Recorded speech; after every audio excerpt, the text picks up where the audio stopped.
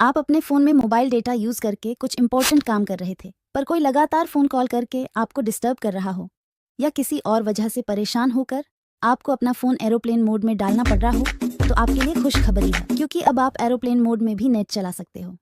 इसके लिए आपको अपने फ़ोन में एरोप्लेन मोड ऑन करके *#4636# ** डायल करना होगा। उसके बाद फ़ोन इन्फॉर्मेशन में जाके मोबाइल रेडियो पावर को ऑन कर देना होगा। पावर ऑन करते ही आपका नेट चलना शुरू हो जाएगा।